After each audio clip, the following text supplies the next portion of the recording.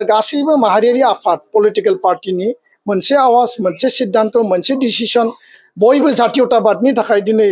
Sacrifice खालामनो आरो जातीयताबादनि थाखाय इउनाइटेडलि फाइट खालामनो थाखाय दिनै माहारियारि आफाद पलिटिकल पार्टी बयबो एखे सिद्धांत एखे आवाज दिनै दैखांदों आरो बेखौ जोङो गोजोननाय मोनदों आरो बेखौ जों वेलकाम खालामदों। दा बेखायनो दिनै जोङो बेयाव गासैनिबो नुजाथिनायाव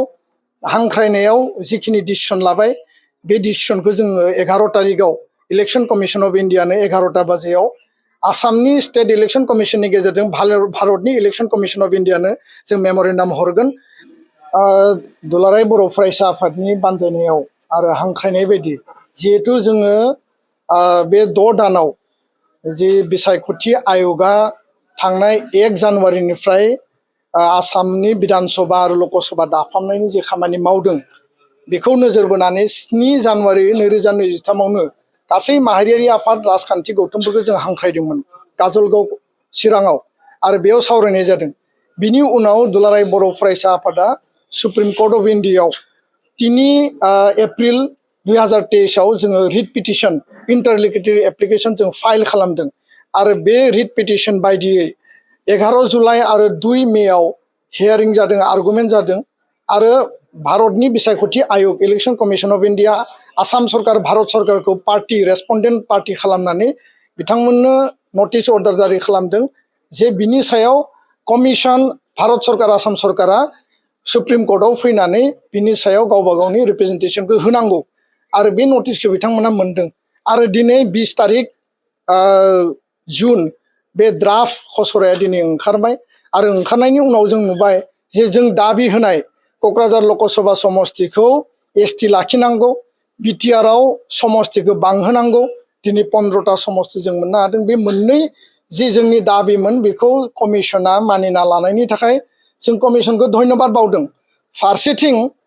जोङो दाबिनाय बायदि उदालगुरि लकसभा समस्तिखौ जोंखौ बन्चित खालामदों बेखौ बिथांमोना दरं लकसभा मुं होनानै बिटिआर आरो नन बिटिआर दाजाबनानै समस्ति दादों लकसभा बेखौ जों मानिनानै लायाखै आरो दिनै जों स्ट्रंलि बेखौ रिएक्शन खालामदों। बिटिआरआव 6टा बिधान सभा समस्तिखौ एसटि रिजार्भ खालामदों किन्तु जों दाबि होदोंमोन जे बे 10टा जानांगौ बेयो बांनांगौ किन्तु आसामाव गोबां एसटि रिजार्भेसन खालामनाय जादों बिटिआरआव बांहोआखै बिनि सायावबो जों खुद्रिनाय आरो दुखु मोननाय आरो बेखौ जोङो रिएक्शनखौ होदों। फारसेथिं आसामनि गुबुन गुबुन समस्ति गहपुर सथिया ढेकियाजुलि जोंहा डिफु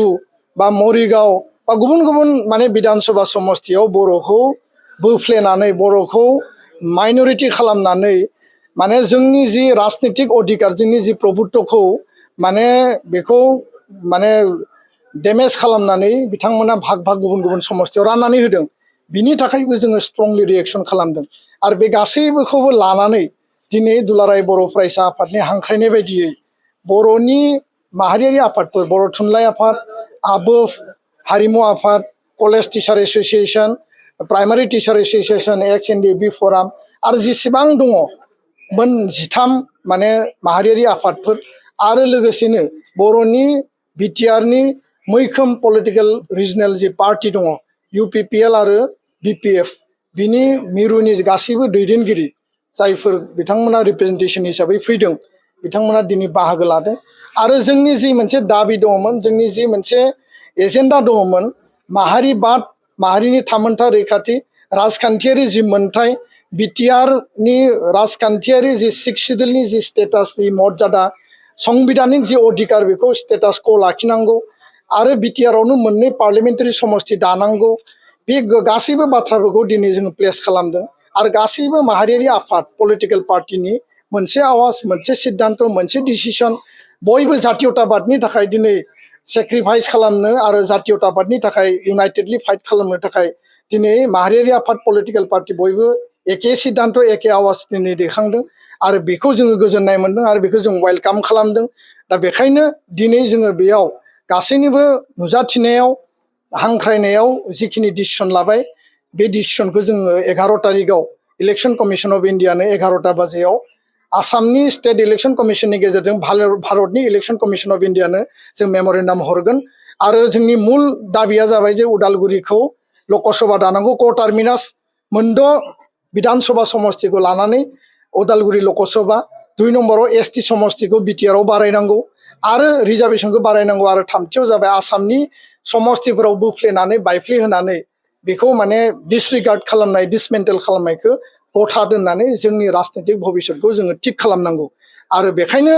जोङो बुंदों जे BAC accord BTC accord BTR accord आरो फारसेथिं एबसुनि बड'फानि जि सोमावसारनाय 6 बोसोरनि बिएलटि आन्दलन एनडिपि आन्दलन बे गासैनिबो जि जोंनि सेक्रिफाइस जोंनि मुंख्लंनि जि बेसेनखौ बिथा खालामनानै राजनीतिक भबिष्यतखौ जोङो थिक खालामनांगोन खारन बियो इलेक्शन कमिशन अफ इन्डियानि जि प्रसेस बे जाबाय मोनसे कन्स्टिटिउशनेल डेम'क्रेटिक मोनसे प्रसेस आरो बेयाव बयबो जोंनि प्रिन्सिपाल जोंनि प्रफेसर जोंनि इन्टेलेक्चुवेल्स बिथांमोना दिनै बाहागो लादों खारन बे कन्स्टिटिउशनेल प्रभिजनखौ जोङो मोननांगोन आरो राजनीतिक भाबै जों जिहेतु जोङो जुदि अधिकारखौ मोनाब्ला जोंनि बर' हारिनि भबिष्यतआ सोरबाया आहमनि माने भबिष्यतनि बाथ्रा सानदों सोरबा आसामनि असमिया खिलन्जियानि बाथ्रा बुंदों बर'नि अधिकारनि बर'नि राजनीतिक भबिष्यतनि बर'नि पलिटिकल राइट्स एन्ड प्रिभिलेजनि सेल्फ डिटारमिनेशननि थाखाय बड'लेण्ड आन्दलन जादोंमोन बिनि भबिष्यतनि बाथ्राखौ जों बयबो साननांगोन आरो बे बाथ्राखौनो बयबो आबेगिक भाबै खोब लजिकेलि खोब आर्गुमेन्ट आरो खोब जोंनि जिखिनि राइट्स एन्ड प्रिभिलेजनि बाथ्राखौ बयबो प्लेस खालामदों आरो बेखौनो बिथा खालामनानै एबसुआ बयनिबो मददजों जइन्ट मेमरेन्डाम जों होगोन आलादा आलादा बै मेमरेन्डाम होगोन आरो जिखि जेराव मेमरेन्डाम होआ मानो मोनसेल' स्पिरिट जागोन आरो बे बाथ्राखौबो जों दिनै आपिल खालामदों जे डिलिमिटेशनखौ लानानै जोंनि गेजेराव जाहाथे बाद बिबाद थाया जोंनि गेजेराव जाहाथे हाब्रु सारलायनाय जाया जोंनि गेजेराव सोरखौबा जाहाथे बेबायदि रायलायलायनाय नांलाय खमलाया जाहाथे दिनैनिफ्राय फैया आरो बेखायनो जोङो जातिनि सार्थआव माने अलखदनि समाव खौसे जानायनि जि मोनसे नेरसोन दिनै जों बेखौ बेयाव मोननो हादों आरो खौसेथिखौ बिथा खालामनानैनो गासैबो पलिटिकेल सार्थखौ मोनसे जायगायाव दोनथ'नानै दिनै बयबो जातिनि सार्थआव दिनै गसंनायखौ जोङो गोजोननाय मोनदों आङो गासै बर' माहारिखौ बे खौसेथिनि जि मोनसे प्रसेस बेयाव बयखौ बाहागो लानो खावलायबाय जायफोर आफादफोरा दिनै बाहागो लाबाय बयखौबो आङो धन्यबाद जासिदों